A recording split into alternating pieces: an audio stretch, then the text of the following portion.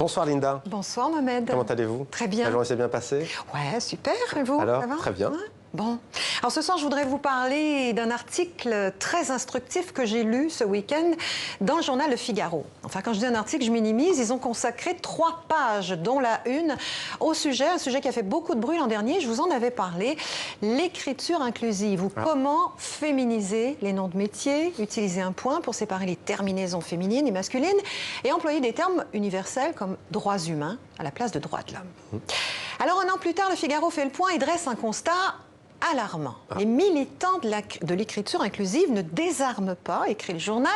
Pire encore, alors que les autorités ont donné consigne de ne pas l'utiliser dans les textes officiels, eh bien ce langage gagne du terrain. L'écriture inclusive prospère dans les ministères, s'inquiète Le Figaro, dans les institutions, les municipalités, les universités, les médias, les partis politiques et j'ajouterais les entreprises. À Paris, la semaine des ambassadeurs est devenue la conférence des ambassadeurs et ambassadrices. À la SNCF, on recrute désormais des techniciens .ne.s. Alors, on est encore loin, cependant, de la situation qui prévaut en Belgique, en Suisse, au Canada francophone, où on féminise depuis longtemps l'écriture. Au Québec, tout le monde trouve ça tout à fait normal d'appeler Valérie Plante la mairesse de Montréal, alors qu'en France, ça ne passe pas. Pourquoi ?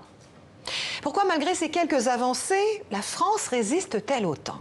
Alors, pour le savoir, Le Figaro a interrogé un linguiste français, Alain Bentolila, qui a écrit une vingtaine d'ouvrages sur la langue et qui est l'auteur notamment de « Comment sommes-nous devenus si cons ?»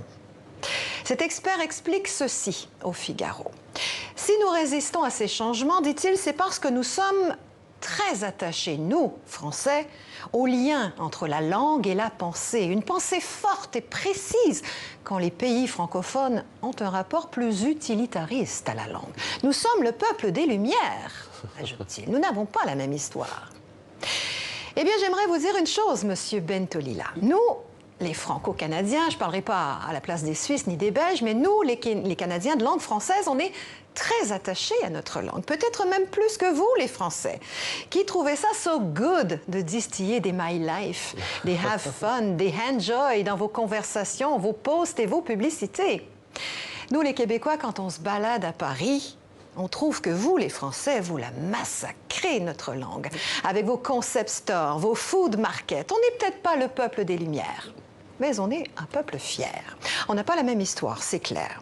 Alors, parler au masculin, pour moi, c'est penser au masculin. Parler inclusif, c'est penser inclusif. Le mouvement s'est enclenché, il ne va pas s'arrêter là, et ce serait un combat dépassé que de tenter d'y résister.